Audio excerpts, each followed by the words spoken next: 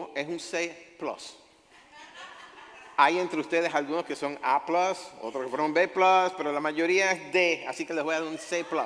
Sí, porque no se lo saben de memoria. Pueden sentarse. Ok, para hoy, como ya les explicó mi esposa la semana pasada, ¿cuántos estuvieron aquí y escucharon la enseñanza de mi esposa la semana pasada? Ok, ya terminamos la serie En sus pasos y comenzamos otra serie que es corta, ok, es corta, pero que tiene que ver con el calendario de Dios. También lo pueden llamar los tiempos de Dios, o lo pueden llamar los tiempos y las sazones, que fue el título que le puse hoy a esta enseñanza. Ahora, este es un tema que para la mayoría de ustedes, los que han estado con nosotros desde el 2014 o antes, es un tema que ya es bastante conocido, ¿verdad? Porque hemos venido ya, son 11 años enseñando este tema, y lo estamos haciendo porque Dios ordenó que lo hiciéramos todos los años, amén.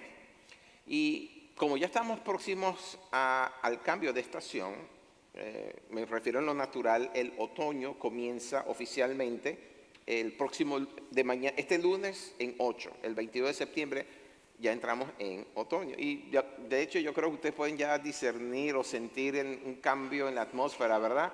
Le bajaron el horno al calor que estamos, le bajaron el fogón, ¿verdad? Y ya estamos como que pudiendo respirar un poquito. Eso quiere decir que ya estamos cerca a ese cambio. Entonces, eso también es indicativo de que en la dimensión del espíritu también hay un cambio de estación. Amén. Ahora, en lo natural, el cambio de estación es el otoño. Las hojas se ponen marrones, los árboles empiezan a cambiar de colores. Por un momentito se ven muy bonitos, pero entonces entra el invierno y se ven todas, ¿sí? Todas caídas y todo lo demás. En la estación del espíritu no es así. Amén. En los cambios que trae el espíritu, los cambios de estaciones, los cambios de atmósfera que trae el espíritu, siempre hay vida y vida abundante. Amén. Ahora, hay una cronología, y según esa cronología es la que me estoy llevando, que es la que publica Michael Rood en su obra de los evangelios en forma cronológica. Y entonces, vamos a hablar de Mateo 16, ¿okay? Que es donde va a estar el texto base de hoy. Pero les quiero dar primero una cronología de lo que está en Mateo 16 antes de meternos ya directamente con el tema y con el texto, ¿verdad? Mateo 16, si ustedes lo buscan, ustedes lo van a encontrar, está después de Mateo 15, obviamente, ¿verdad? Pero cronológicamente Mateo 16 se ubica entre los hechos y la vida del Señor Jesús, entre la semana 32 y la semana 33 de su ministerio. Y en esas semanas de ministerio que tuvo el Señor ocurren cosas que son bien interesantes, como por ejemplo, por segunda vez multiplican los panes y los peces. En la primera ocasión, Él multiplicó 5 panes, 2 peces y alimentó a 5,000. En esta ocasión, alimenta a 4,000 personas. Eso está en Mateo 16, 14. ¿Ok? Y en esta ocasión lo hace estando cerca del lago de Genesaret. También dice que en esa semana, lo dice Juan 7:1, los fariseos queriendo enmudecer, cerrarle la boca al Señor, detener sus enseñanzas, deciden matarlo. Lo dice Juan 7, versos 1 y 2. Ellos deciden matarlo y esperan a que suba a Jerusalén, porque él estaba en Galilea, ¿verdad?, para hacer eso, para matarlo. Y él tenía que subir a Jerusalén porque iba a celebrar la fiesta de los tabernáculos. Se están dando cuenta que estamos en esa época, ¿verdad? Es justamente en esta época, es justamente en un tiempo como este, faltando un par de semanas para que se diera la fiesta, que están ocurriendo todas estas cosas que les estoy diciendo. ¿Ok? Ahora, tabernáculo siendo una fiesta, mejor dicho, que dura 8 días, este año comienza es octubre 6. Pero lo vamos a celebrar por cuestiones de logística el 10, 11 y 12. Es decir, comienza el lunes a las 6 de la tarde, pero nosotros vamos a estar celebrando el viernes, sábado y domingo. ¿Estamos claros? Porque es una fiesta que dura 8 días, 7 de festividades, 1 de reposo. Así lo dice, son 8 días que se celebra eso, ¿verdad? Ahora, en esa misma semana, que es la semana 32, el Señor sana a un ciego de nacimiento en un lugar llamado Betsaida. Eso está en Marcos 8:22.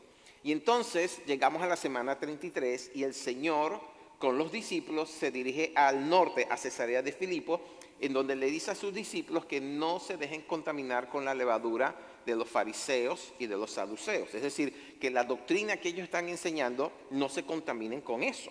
¿Okay? Eso está en Marcos 8 y Mateo 16. Y en esa misma semana, en esa misma ocasión, en la semana 33, es cuando él pregunta, ¿qué dice la gente que soy yo? Y entonces Pedro, por la revelación que recibe del Padre, declara que él es el Mesías, el Hijo del Dios viviente. Eso está en Mateo 16, 12. Esa misma semana también, que es la 33, es cuando ocurre la transfiguración del Señor en el monte. Eso es Mateo 17, Marcos 9, Lucas 9, ahí lo pueden buscar. Y pasan otras muchas cosas en esas 2 semanas, pero nada más les estoy dando los que más resaltan, porque no me alcanzaría el tiempo para reseñarlas todas. Así que les dejo como tarea que en sus casas ustedes lean Mateo desde el capítulo 15 hasta el capítulo 17, que ahí se cubre muchas cosas que ocurrieron en esas 2 semanas de la vida del Señor. Ahora sí, vamos a leer entonces dos textos que escogí, pero que se complementan para la enseñanza de hoy, que son Mateo 16 y Marcos 8, las dos en la Reina Valera, ¿ok? La versión Reina Valera. Vamos primero a Mateo 16. Dice así: vinieron los fariseos y los saduceos para tentarle y le pidieron que les mostrase señal del cielo. Mas él respondiendo les dijo: cuando anochece decís buen tiempo, porque el cielo tiene arreboles. Y por la mañana, hoy habrá tempestad, porque tiene arreboles el cielo nublado. Hipócritas, les dice, que sabéis distinguir el aspecto de los cielos, mas las señales de los tiempos no podéis. Reparen en eso lo que está diciendo el Señor. Pueden ver las señales que están en este segundo cielo, pero no pueden entender o no pueden discernir las señales de los tiempos. Versículo 4 dice: la generación mala y adúltera demanda señal, pero señal no le será dado sino la del profeta Jonás. Y dejándolos se va. Vamos entonces a Marcos 8, versos 11 y 12. Dice: vinieron entonces los fariseos y comenzaron a discutir con él, pidiéndole señal del cielo para tentarle. ¿Se dan cuenta que es lo mismo? Lo que pasa es que están puestas en palabras distintas. Y entonces, presten atención, en el versículo 12 dice: y gimiendo en su espíritu, dijo: ¿por qué pides señal a esta generación? De cierto os digo que no se le dará señal a esta generación. Y dejándolos, se volvió, entró a la barca y se fue a la otra ribera. Okay. Se complementan los dos versículos. Eso es lo que se llama textos paralelos. Son básicamente los mismos dichos con palabras distintas, porque son dos autores distintos hablando del mismo hecho. Ahora, quiero que reparen un momentito en Marcos capítulo 8 y verso 12 que acabamos de leer. Dice que a la pregunta que estos fariseos, a quienes la versión de Mateo dice que los llama hipócritas, en Marcos dice que gime en su espíritu, que el Señor gimió en su espíritu. La pregunta es: ¿por qué gemiría? ¿Okay? ¿Por qué gime una persona? A ver, ¿por qué gime una persona? Según la experiencia humana, ¿verdad? Una persona gime de dolor, dolor físico, dolor emocional, o una opresión extrema, y entonces gime, ¿verdad? Gime, porque está en una situación nada buena. Pero también puede gemir por compasión por otros, por una indignación, sea en la carne o una indignación santa también, ¿por qué no? O puede gemir sencillamente porque tiene un anhelo profundo, puede ser espiritual, puede ser emocional. El punto es que el gemido que sale de adentro de una persona es el lenguaje que usa el corazón cuando ya no hay palabras.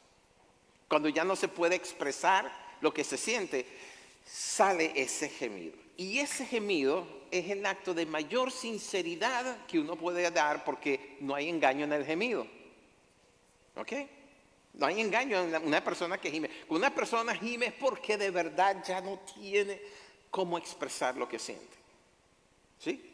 En el caso del Señor Jesús, su gemido se puede interpretar como de profundo dolor. Un profundo dolor que siente en su interior ante la incredulidad que observa en estos guardianes de la ley. porque los fariseos y los saduceos eran los guardianes de la ley, conocían la ley, se la conocían de tapa a tapa, ¿ok?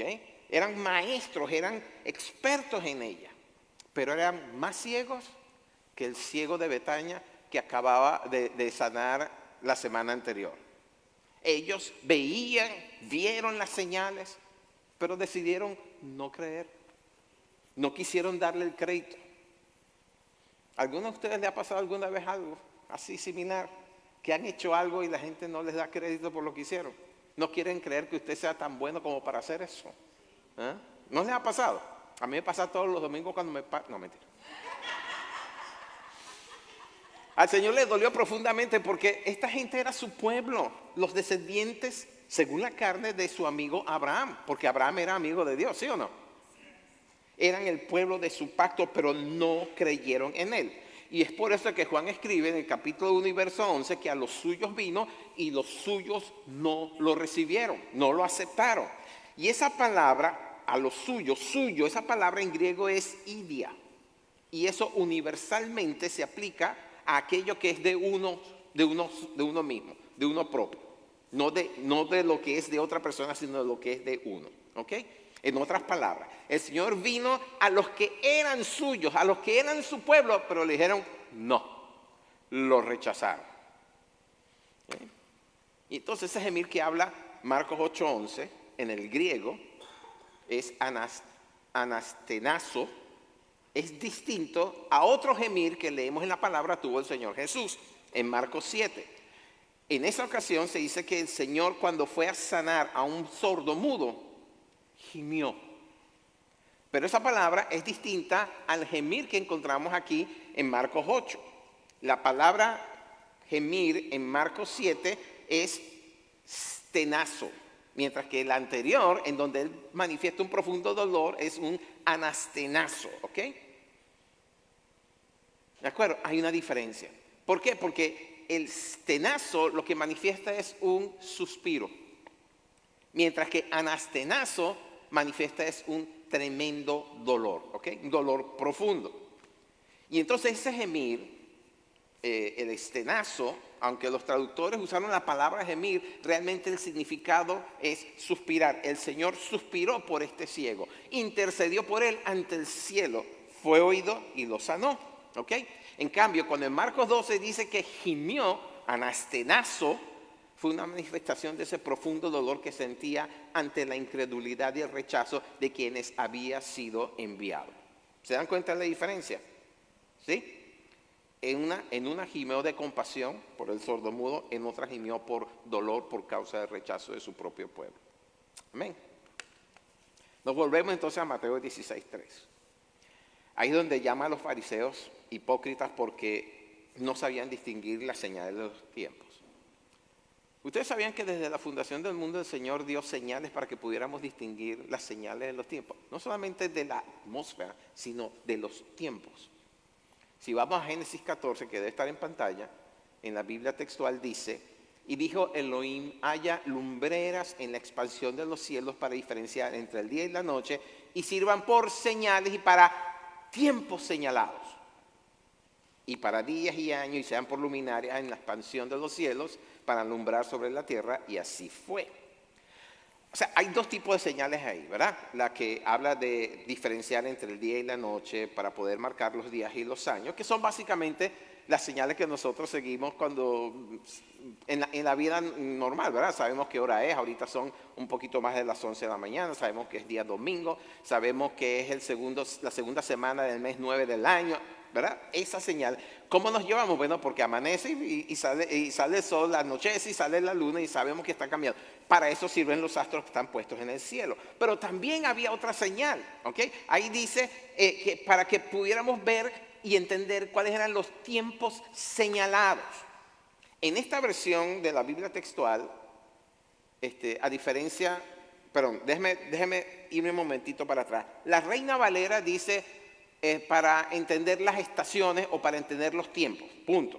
Pero en esta versión, la Biblia textual, que es la cuarta edición, habla de tiempo señalado. Pero si uno se devuelve a la versión anterior, la textual, tercera edición, usa la palabra solemnidades. Ambas palabras, solemnidades y tiempos señalados, en hebreo es la misma. Habla de los Moadim, ¿ok? Los Moadim, que son más que estaciones.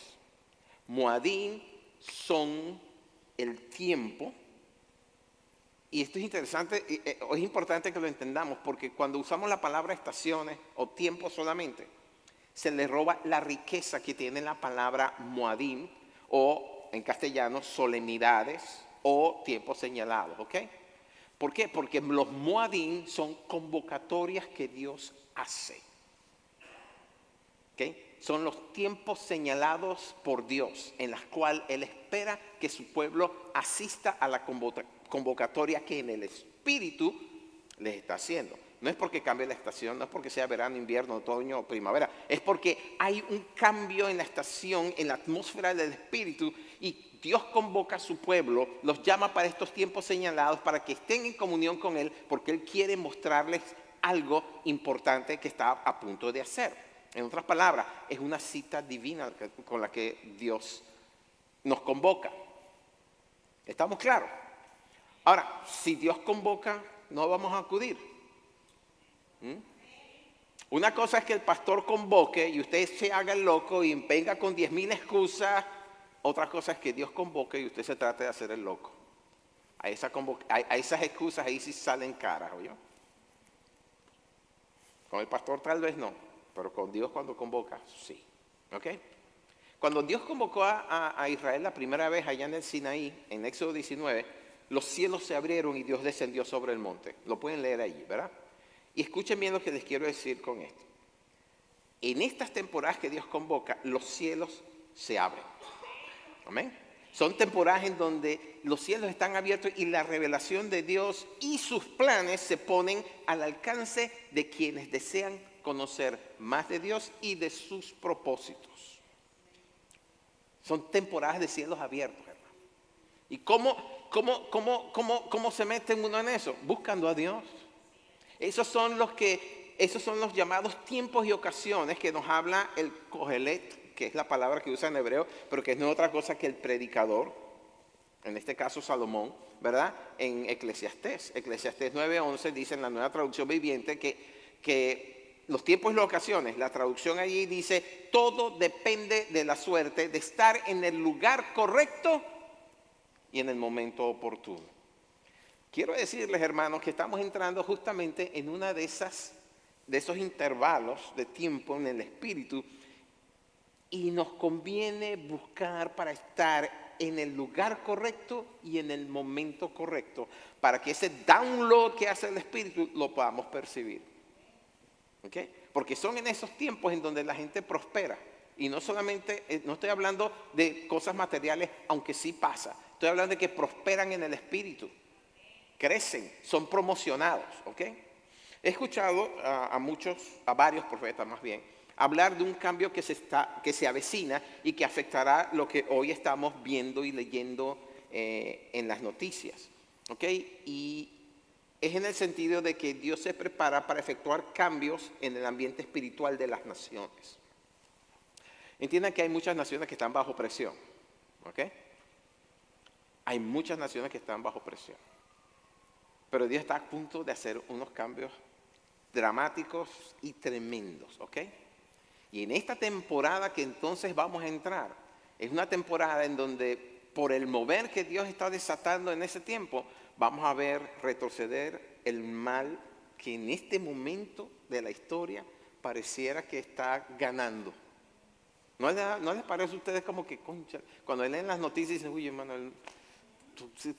el mal está que no juegue, quien no para? Esta semana acaban de pasar unos incidentes aquí en la nación que, oye, cómo afectó, ¿no? Y ustedes saben de quién estoy hablando. Yo no lo conocí personalmente, pero cómo me dolió cuando leí la noticia, porque sabía quién era, sabía cuál era su mensaje, sabía por lo que él abogaba, un hombre joven de 31 años, y sin haberlo conocido, ni siquiera haber estado, ni a 1 kilómetro de él había llegado a estar. Pero me dolió en el corazón saber que lo habían asesinado. Y todo por defender una posición y defender su fe en Cristo Jesús. Entonces uno dice, uy, Dios, pero ¿quién detiene este mal? Bueno, cuando al día siguiente yo saber esa noticia, yo estaba en oración y el Señor me hizo ver que la vida de ese muchacho fue una semilla que fue depositada en la tierra. Su sangre derramada fue una semilla. Y el Señor, ahí mismo yo escuché al Señor decir en mi espíritu, no lo escuché, sino en mi espíritu, que se iban a levantar 1000 más como él, porque esa semilla iba a dar su fruto. Pero esperen, eso fue lo que yo recibí, ¿verdad? Pero después recibí la confirmación porque como 2 o 3 días después estaba viendo un programa que se llama también más o menos como el Ministerio del Turning Point. Y en ese programa apareció en televisión un intercesor, un profeta muy conocido en Estados Unidos llamado Dutch Sheets. Y él dijo, es que el diablo no sabe lo que hizo, porque con matarlo lo único que hizo fue sembrar a 100 más, a 1000 más como él. Usó la misma, 1000 más como él. Y yo, gracias Señor. Yo escuché. Ahora, hay que darse cuenta, y uno no puede estar como el avestruz metiendo la cabeza para no darse cuenta, ¿verdad? Pero si uno nada más con asomarse, con leer la prensa, con ver algo en televisión, se da cuenta que la maldad ha invadido el día a día de todo el mundo, ¿verdad? Pero en esta nación, hace unos 40 años, no se veía lo que se ve hoy. Tan solo hace 40 años había respeto. Okay, la gente no hablaba como hablan. Ustedes ven que en la televisión salen puras groserías, aún en vivo. Okay, hablan con maldiciones, hablan con palabras soeces. Dicen las mentiras más descaradas, tienen la evidencia enfrente y todavía niegan la verdad. Hay una situación tan terrible. Okay, el pecado se ha manifestado de una manera descarada. La gente actúa con impunidad. Pero viene un cambio. Viene un cambio y no va a tardar mucho en manifestarse. En las próximas semanas, en los próximos meses, aún antes de un año vamos a ver un cambio tremendo en la atmósfera. Vamos a volver a vivir tiempos en donde el temor de Dios se volverá a sentir en la atmósfera de las naciones. ¿Por qué? Porque Dios se cansó de que se burlaran en su rostro. Dios se burló de que levantaran el puño con iniquidad diciendo nosotros controlamos y Él no. Dios se cansó de eso y dijo, ahora es mi tiempo. Y me atrevo a decir que en este tiempo que viene, muchos van a ser desenmascarados. Muchos de aquellos que se presentan como benefactores y defensores de los que están marginados van a ser desenmascarados y se verá su hipocresía, se verá realmente quiénes son. ¿Okay? Y muchos de los que en ellos creían, porque imagínense el aparato ¿cómo se llama? Mercadológico que tenían atrás, que los presentaban como los salvadores y los grandes no sé qué cosa. Mucha gente que creía en ellos, al ver el desenmascarar de quiénes son, no solamente saldrán del engaño, sino que volverán a Dios, porque se darán cuenta de que no puede ser de otra manera. Amén. A final de cuentas, estamos a punto de entrar en una temporada de cosas nuevas, cosas que no hemos visto antes. Y usted dirá, bueno, el año pasado hablamos así, asado. Cada temporada que Dios mueve su mano hay algo nuevo, y se los explico. Ustedes saben que la semana pasada, los que estuvieron presentes, mi esposa le habló de la fiesta de las trompetas, Yom Teruah en hebreo, y les dijo que proféticamente esa señal, esa fiesta, no se ha cumplido todavía. Y me tengo que devolver para atrás. Son 7 fiestas. Las 4 primeras, que son las de primavera, ya se cumplieron cuando el Señor Jesús vino la primera vez. ¿Okay? Las profecías que estaban encerradas se cumplieron. Él fue el Cordero Pascual, ¿verdad? Él es la manifestación de la santidad, panes y levadura.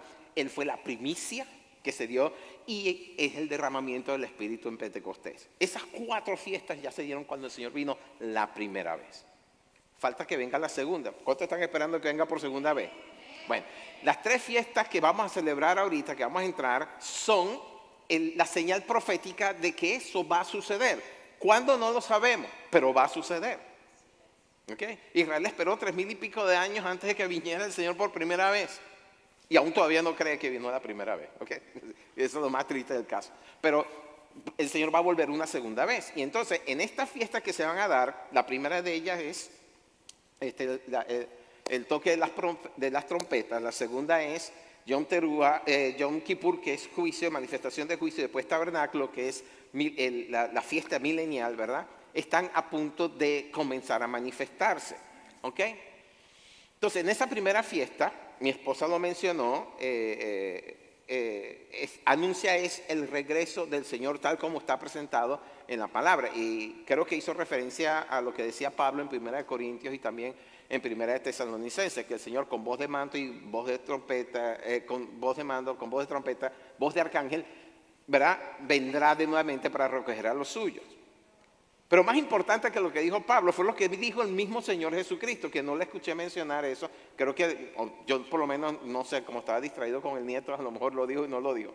Pero podemos decir que Pablo, en esta ocasión, escuchen lo que dijo el Señor Jesús en Mateo 24. ¿Okay? Y lo vamos a leer en la Nueva Traducción Viviente porque me encanta cómo lo dice. Y este es el Señor en Mateo 24 respondiendo a la pregunta de los discípulos. Los discípulos empezaron diciendo, Señor, ¿cuándo serán todas estas cosas y cuándo será la señal de tu venida? Entonces el Señor les empezó a decir, bueno, mira que nadie se engañe, porque primero se van a presentar muchos diciendo yo soy el Cristo, pero no le crean, porque habrá guerras y rumores de guerras, habrá terremotos, una cantidad de cosas, pero cuando llega entonces al versículo 30 dice, y entonces por fin aparecerá en los cielos la señal del Hijo del Hombre que viene. Y habrá un profundo lamento entre todos los pueblos de la tierra.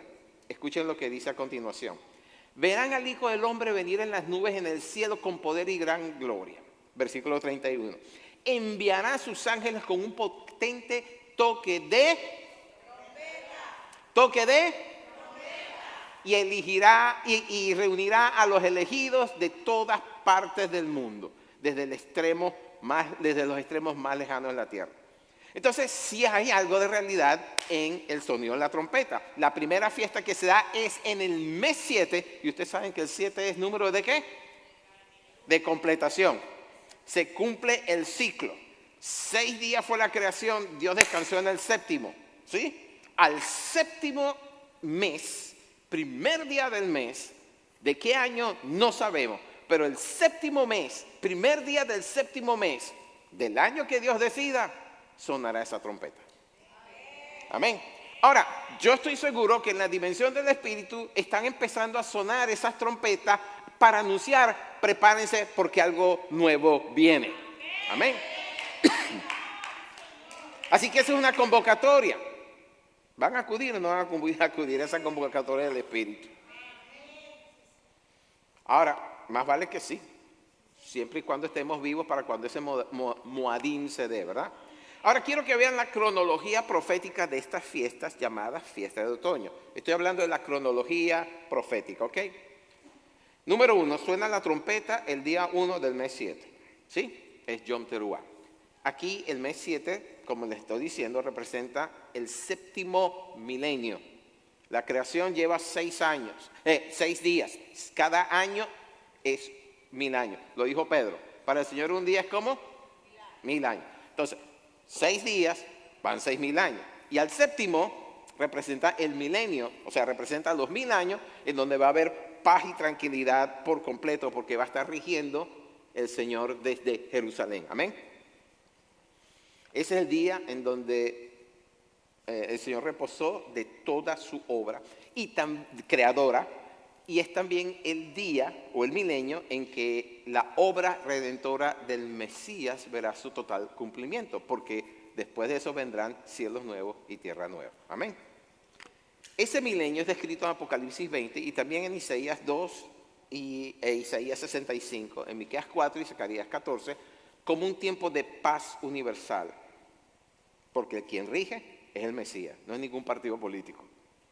No es ningún hombre, es el mismo Rey de Reyes, el que está rigiendo desde Jerusalén. Y esa paz milenial durará exactamente eso, 1000 años, porque al final de los 1000 años será suelto Satanás, otra vez, dice, por un poco de tiempo, y volverá entonces a engañar a las naciones, y estas harán guerra contra el Señor, pero serán vencidos.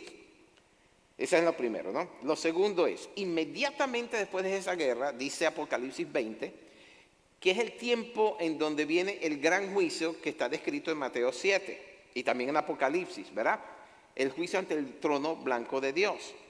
Y eso corresponde proféticamente a Yom Kippur, que aunque muchos los llaman el día del perdón, es en realidad un día de juicio. Porque ahí se ve el juicio ante el gran trono blanco. Cualquiera de ustedes que se presente ante el gran trono blanco, olvídese que no va para el baile.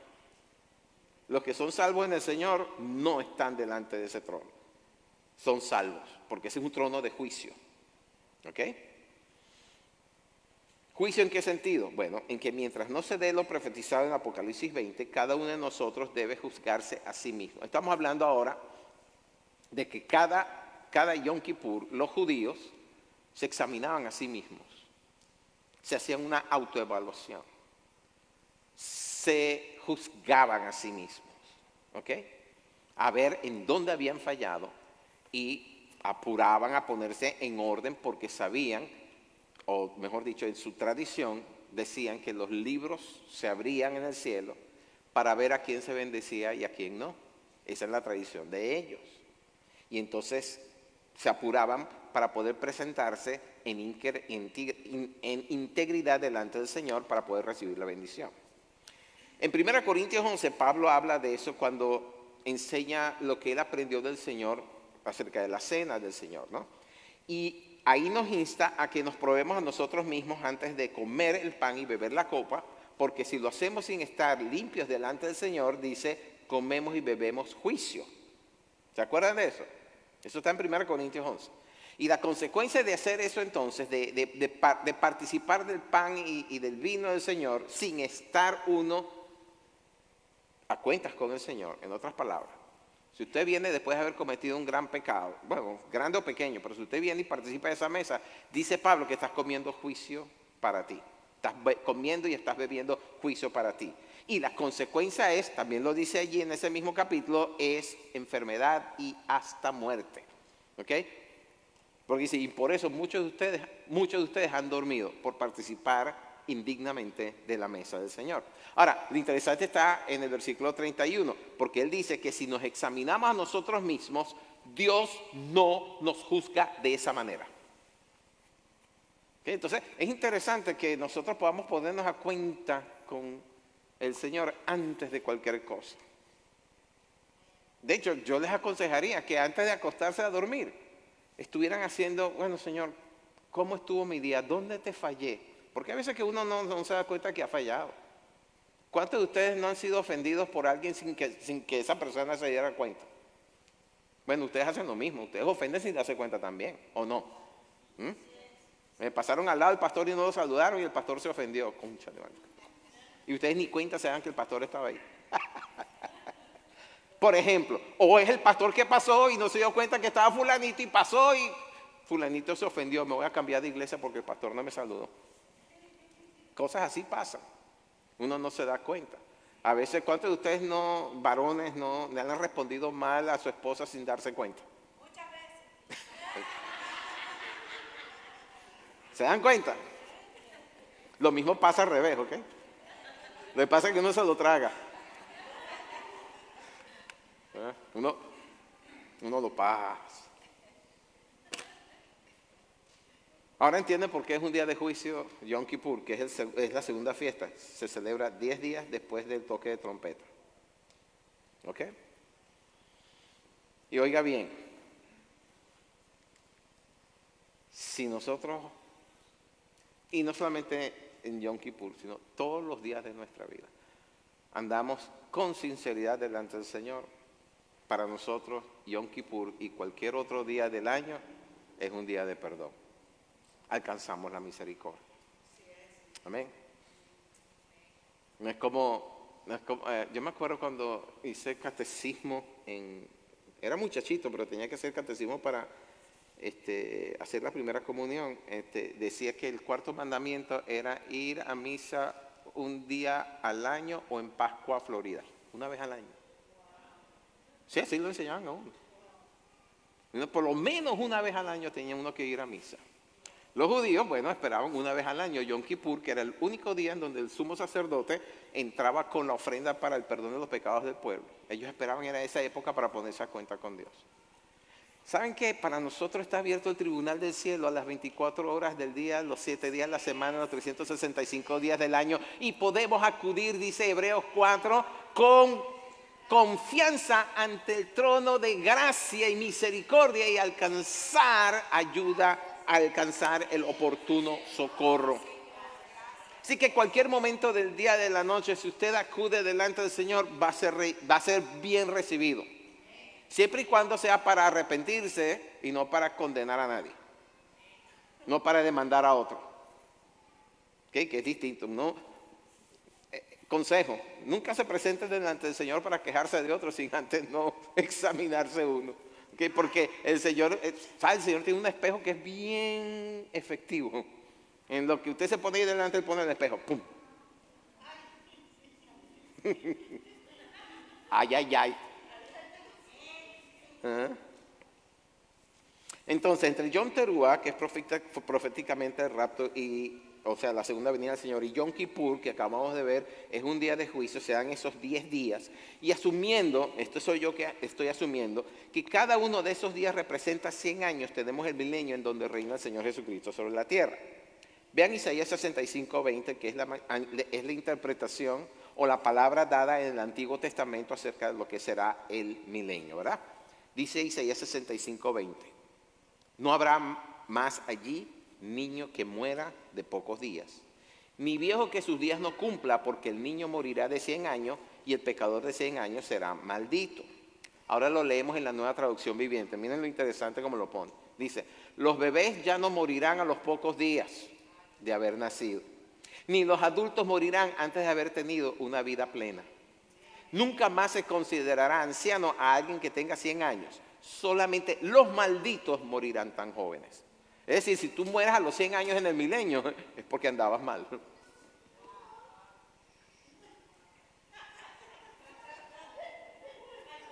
Hoy en día, si llegas a los 70 años y llegas bien, dicen, tuvo una buena vida, ¿verdad?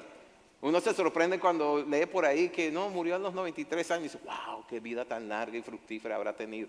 Resulta que no, en el milenio, 100 años, estabas bajo maldición. Entonces llegamos a la tercera fiesta de esta temporada, que es Tabernáculos o Sucot. Y entiéndanme una cosa, no estoy profundizando mucho en este tema porque viene el profeta Pablo. Y no quiero que nos estemos pisando los callos y dice, ya eso dijo el pastor hace 2 semanas. No quiero que pase eso. Él debe traer algo nuevo también, ¿verdad? Entonces la tercera fiesta de esta temporada es Tabernáculos, en hebreo Sucot. Y es cuando Dios, proféticamente hablando, es cuando Dios habita en medio de su pueblo.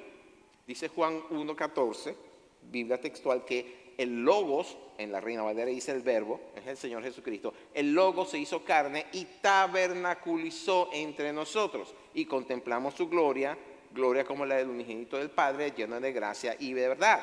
La palabra tabernáculo significa morada, es cuando vemos a Emmanuel, Dios con nosotros, Dios morando entre nosotros. Mateo 1, 22 y 23 cita a Isaías 7:14 aplicándole al Señor Jesús. Dice, todo esto aconteció para que se cumpliese lo dicho por el Señor por medio del profeta, cuando dijo, he aquí una virgen concebirá y dará a luz un hijo y llamará su nombre Emmanuel, que traducido es Dios con nosotros. Entonces, cuando vino la primera vez, el Señor tabernaculizó, es decir, moró temporalmente con nosotros. Pero la segunda vez, la que se describe en Apocalipsis 21 y 22, morará definitivamente con nosotros. Amén. Y una de las características de esa fiesta, dice Deuteronomio 16:15, dice Deuteronomio 16:15 que aquí en la tierra esa fiesta dura 7 días. 8 si contamos el día de reposo que se da al final de la fiesta, que es un día obligatorio también, ¿verdad? Pero dice que la característica principal de esa fiesta es que estaremos verdaderamente alegres. Ahora, cualquier teólogo, tú sabes, de estos teólogos que andan por ahí, dirá, bueno, pero es que eso verdaderamente se daba porque acuérdense que en aquel tiempo Israel era una sociedad agraria. Y entonces, justamente en esa época se daba la cosecha final del año. Y entonces, claro, la cosecha era tan abundante porque Dios los había bendecido que no había lugar a la tristeza. Y yo le diría, oye, ¿y si durante ese tiempo se te murió el hijo? ¿Vas a estar verdaderamente alegre? Si en ese momento te enteras de que tienes un cáncer terminal y que no hay nada más que hacer, ¿vas a estar verdaderamente alegre? O sea, en la manera en que se interpretan las cosas hay una disonancia, ¿verdad? No, cuando el Señor dice estarán verdaderamente alegres porque cuando se dé esa fiesta ya, en el milenio, que de paso, Zacarías es el único lugar en donde se dice que la única fiesta que se va a dar en el milenio va a ser la fiesta de los tabernáculos. Ninguna otra, porque no habrá falta que se celebre Pascua, no habrá necesidad de que se celebre panes sin levadura, ni primicia, ni que se derrame otra vez el Espíritu Santo, no habrá necesidad de un toque de trompeta, ni de un día de juicio, porque estaremos todos en la plenitud de Dios. Amén. ¿De acuerdo? Y entonces, cuando tú estás en la plenitud de Dios, estaremos verdaderamente alegres. Porque la plenitud de Dios trae esa alegría, ese gozo. Amén. Ahora, quiero cerrarles con el significado profético que encierra el año 5786, calendario año mundo. Ustedes saben que en el calendario gregoriano estamos todavía en el 2025. ¿Ok? Porque desde el año en que murió el Señor hasta la cuenta de ahorita, cuentan 2025 años. Pero si usted cuenta los otros 4.000 años de historia, ya vamos por el 6.000 y pico. Pero bueno, en el calendario judío año mundi, este año que comienza el 22 de septiembre de este año, el año que comienza es el año 5786. Y ustedes saben cómo yo soy con los números, y eso es una gracia que Dios me ha dado. Pero yo saco la cuenta, la sumatoria de esos números, 5, 7, 8, 6, y da 8. Y bíblicamente hablando, 8 proféticamente significa algo nuevo. Es un nuevo comienzo. También significa eternidad, ¿ok? Porque si usted agarra el 8 y lo voltea, el símbolo de la eternidad es justamente un 8, ¿eh? Y eso es por casualidades que la gente lo puso así, agarraron esas cosas sin darse cuenta de que era inspiración de Dios diciéndole, voltea el 8. Y es usado como eternidad, porque 8 es eternidad. Si 7 es lo completo, imagínense el 8. 7 más 1, ¿ok? Es toda la obra de Dios más Dios. No hay pérdida ahí. Entonces, ¿por qué es un nuevo comienzo? Justamente eso, porque el 8 representa un nuevo ciclo. Acuérdense que los ciclos son de 7 meses, son de 7 años. Las semanas son ciclos de 7 días, ¿sí? ¿De acuerdo? Entonces, comienza un nuevo ciclo. Además, el Señor resucitó, el Señor resucitó un día 7, pero se manifestó fue un día 8, el primer día de la semana. Sábado el 7 se manifestó el siguiente día, el primer día de la semana. 7 más 1, 8. Además de eso, es eternidad, porque después del juicio, después de ese Yom Kippur que se va a ver antes de la eternidad, y que va a ocurrir al final del milenio, lo que nos espera es eternidad con Dios. Amén. Ustedes sabían que al octavo día es que el niño tenía que, según la ley judía, el niño se tenía que circuncidar al octavo día, ¿verdad? Ok. Los sacerdotes, los nuevos sacerdotes, comenzaban su ministerio al octavo día después de 7 días de consagración. Algo nuevo sucedía. Ellos tenían, cuando ya estaban listos a los 30 años de edad para asumir el sacerdocio, se consagraban por 7 días y al octavo día empezaban a oficiar en el templo. El 8 es un número importante. Ahora, yo le estoy diciendo esto no para que ustedes salgan de aquí vueltos un 8. Estoy tratando de explicarles el contenido profético de esta fiesta y para que entiendan que necesitamos estar atentos a las cosas que están sucediendo en estas temporadas en el Espíritu. ¿Okay? En este año 5786, como les dije hace un ratico, vamos a ver al Señor manifestar todo lo nuevo que está haciendo. Y tenemos que estar atentos, no vaya a ser que nos lo perdamos por estar distraídos en las cosas de esta vida. ¿Okay? Necesitamos leer Colosenses capítulo 3. Colosenses capítulo 3 es una cartilla que nos da Pablo de la manera que debemos vivir mientras esperamos la manifestación de todas las promesas de Dios para con nosotros, para con su pueblo. Y esa cartilla comienza diciendo que debemos de poner la mirada arriba en los cielos donde está Cristo sentado. Poner las cosas, la mirada en las cosas de arriba y no en las de la tierra. Poner la mirada en Cristo y enfocarnos en las oportunidades que Dios nos va a presentar. En las cosas nuevas que Dios está haciendo a nuestro favor, es donde tenemos que enfocarnos. Pero para ello tenemos que leer más la palabra, estudiarla más, orar más, adorar más. Nada difícil. Créanme, estoy estudiando en el seminario para sacarme la maestría y qué fácil es orar más, qué fácil es ayunar más, qué fácil es estar más en vigilia que presentar esos trabajos que le están pidiendo a uno, que me están estirando el cerebro. Para bien, ¿verdad? Pero me lo están estirando. En fin, seamos como las 5 vírgenes a las cuales el Señor llamó prudentes. ¿Por qué eran prudentes? Porque mantuvieron su lámpara llena de aceite. Y el aceite representa la unción y representa la presencia de Dios en la vida. Amén. Estamos entrando en este tiempo interesante. 22 de septiembre, cielos abiertos.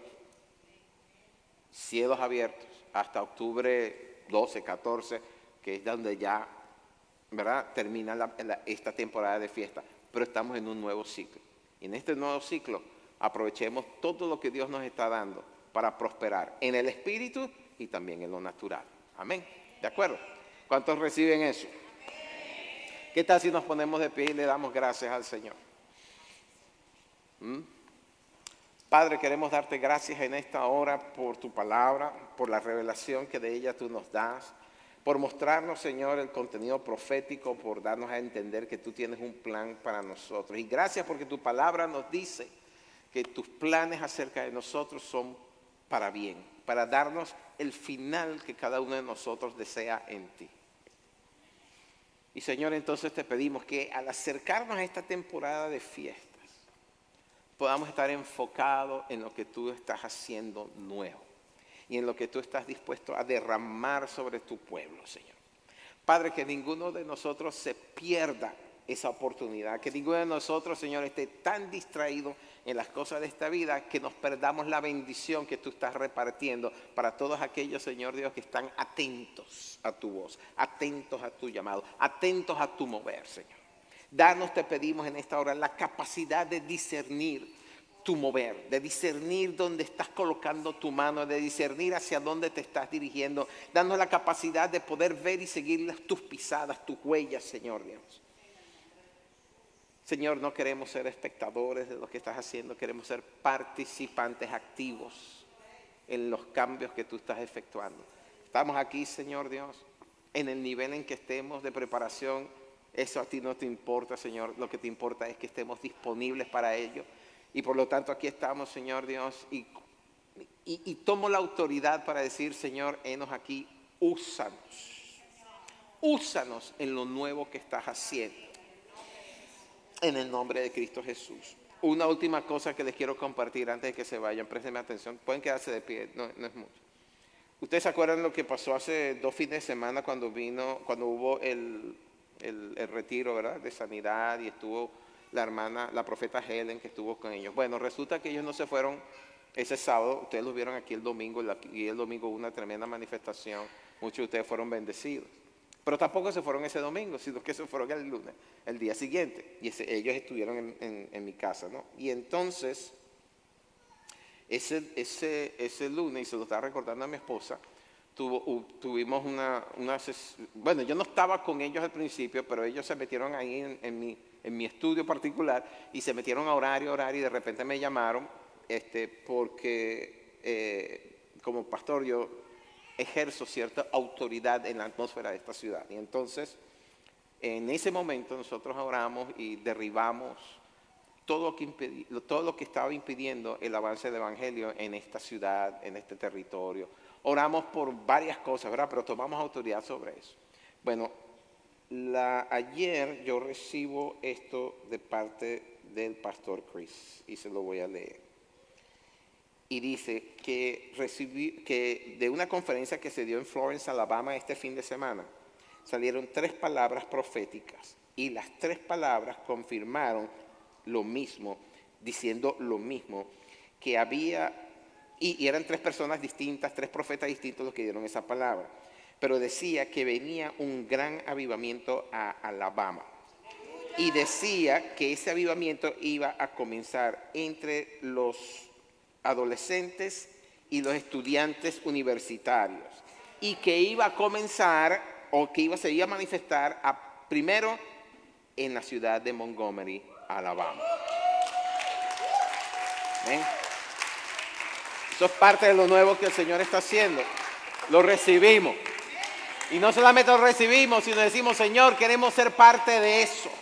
Úsanos, Señor, en medio de la comunidad de adolescentes que hay en Montgomery. Sean hispanos, sean americanos, sean afroamericanos, sean asiáticos. Úsanos, Señor. Úsanos con los jóvenes universitarios, Señor. Úsanos, Señor Dios, en medio de ese avivamiento para también traer avivamiento a toda la comunidad hispana. Sean ancianos, sean adultos, sean jóvenes, sean niños. Úsanos. Señor, no nos dejes por fuera, queremos ser parte de lo que tú estás haciendo, queremos ser parte de ese avivamiento, queremos ser vasos llenos por ti para poder llevar avivamiento, Señor, a nuestras casas, a nuestros vecindarios, a nuestros centros de trabajo, al Walmart, Señor, a lugar donde pongamos la planta de nuestros pies, queremos ser usados por ti, Señor, para traer avivamiento, no solamente a esta ciudad, a este estado y a los 50 estados de la nación americana, porque aquí es donde estamos viviendo, aquí es donde nacieron nuestros hijos, nuestros nietos, aquí es donde, Señor, se casarán nuestros hijos y tendrán nietos, Señor.